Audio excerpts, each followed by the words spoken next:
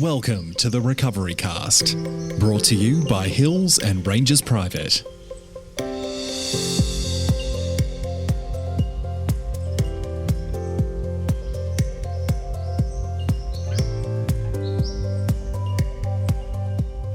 Well, hello there. Welcome back to another episode of the Recovery Cast, proudly brought to you by Hills and Ranges Private. My name is Oliver and I'm an addict in recovery. We have a fantastic episode planned today for you, and it's going to be centered around a AA reading for October the 23rd. And we're going to be talking about all things Hills and Ranges Private as well. We have the facility manager on the line, whose name is Adam. Say hello, Adam. Hi there, everyone. Welcome to the Recovery Cast, Adam. It's a pleasure to have you. Thank you. So we are going to get straight into it. Today's daily reflections reading is October the 23rd, What We Know Best. Shoemaker, stick to thy last. Better do one thing supremely well than many badly. That is the central theme of this tradition. 5. Around it, our society gathers in unity. The very life of our fellowship requires the preservation of this principle. 12 Steps and 12 Traditions, page 150. The survival of AA depends upon unity. What would happen if a group decided to become an employment agency, a treatment centre, or a social service agency? Too much specialisation leads to no specialisation, to frittering of efforts, and finally to decline. I have the qualifications to share my sufferings and my way of recovery with the newcomer. Conformity to AA's primary purpose ensures the safety of the wonderful gift of sobriety, so my responsibility is enormous. The life of millions of alcoholics is closely tied to my competence in carrying the message to the still suffering alcoholic. So there's a lot to unpack there, and we are going to unpack the majority of it, I think, today, Adam. I was just reading it and I've realised that there is another part of it that we should talk about, and it says in the reading, I have the qualifications to share my sufferings and my way of recovery with the newcomer. So we'll unpack that. I think first, though, we should probably talk about who are you? What do you do at Hills and Ranges Private? Sure, thanks, Oliver. My name's Adam, and I'm a recovering addict. I'm facility manager at Hills and Ranges Private. This involves working with the management team to ensure that the facility itself, our lovely chalet in Olinda, runs smoothly. That involves all aspects of it, from the maintenance through to, all the procedures and processes that help our clients. Amazing. Okay, so further to that question, what does your average, I guess there may not be an average day, but what does your day look like as part of that role? How does it begin?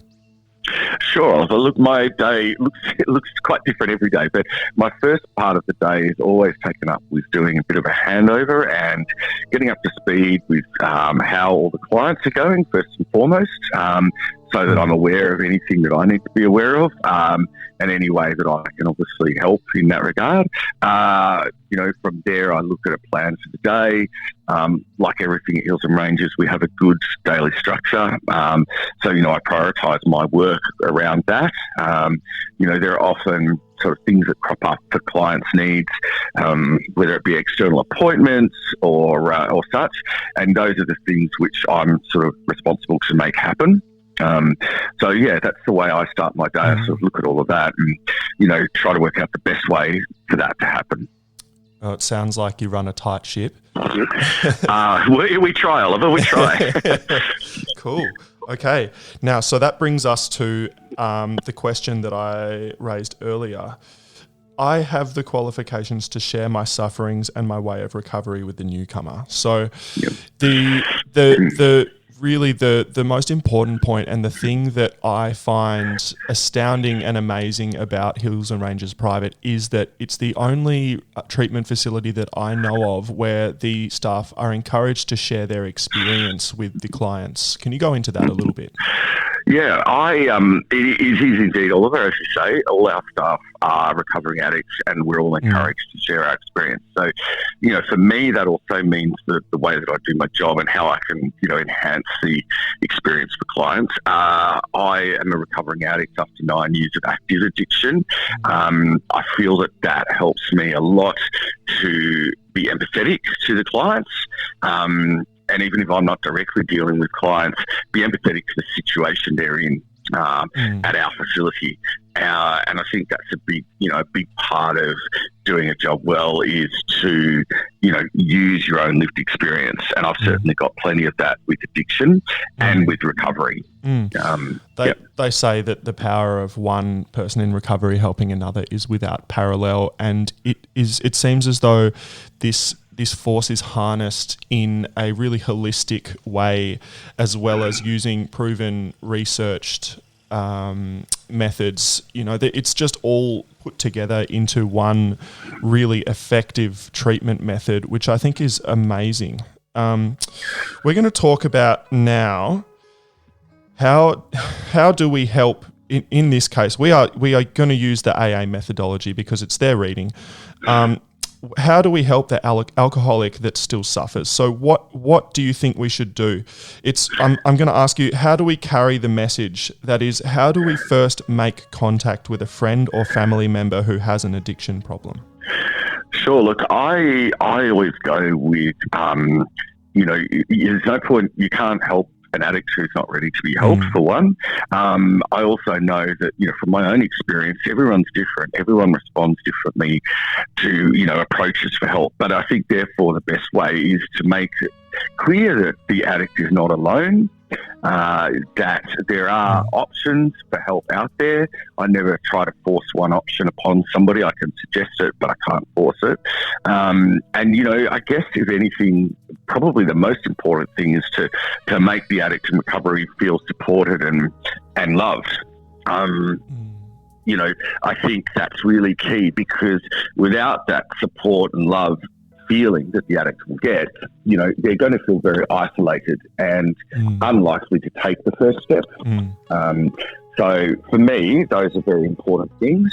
And I think, even when it comes to, programs such as AA or NA, I think it's important also to never be forcing these things upon people, but to show them through the way that it's helped me. So I guess, that's where the lived experience comes in again. If they see me functioning well in recovery, and, being able to talk about it, I think that's a great help to the addict still in addiction. I think my experience was that when I was in early recovery, I was something like a 12-step crusader, where I would just go around saying, you need to work the steps, you need to do this program, you need to surrender and accept help. And it's when it's framed around such a strong suggestion, as though the person's being forced into something that perhaps they may well not be ready for, or it's just very, very confronting, and that immediately, at least in my experience, builds up a resistance, which is what you don't want. I feel like, in my experience, the strongest thing that was bringing me towards accepting help was actually just my day-to-day experience as someone who's suffering from an addiction problem. It was such a desperate and painful way to live that I was actually bringing myself closer and closer towards accepting help without even realizing it. What's your experience with that? Yeah, my experience is quite similar, Oliver. I knew that I was in pain in my active addiction. I was very sick of the what I call the roundabout, staying on, and the monotony of addiction as it can be, and the stresses that go with it. I guess for me, accepting help involved being lucky to have a family and a couple of friends that didn't push it upon me, but strongly encouraged me to get some help. They framed it in ways that I could see were not, they weren't going to lock me up, and they weren't going to force me to go to a program, but they certainly wanted me to find benefit. In my case, I was ready to get some help, but I still had to make that decision, and I did make that decision. For me, that involved going to a rehabilitation facility. First, and through that, I was introduced to the 12-step program. And I have been involved in a 12-step program prior to my recovery. But unfortunately, I wasn't ready. I was sort of forced to go along, or prompted a bit too strongly, I guess. And, I did resist it. But going in through that way was right for me. Yeah.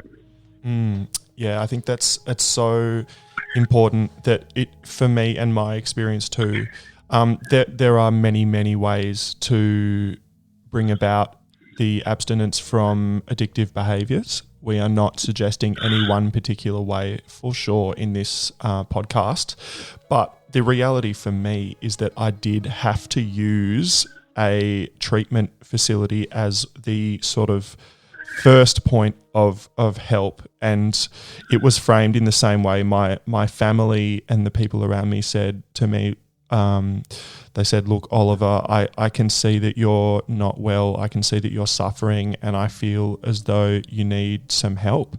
And that was enough for me to at least sow the seed. It wasn't an immediate process, that's for sure.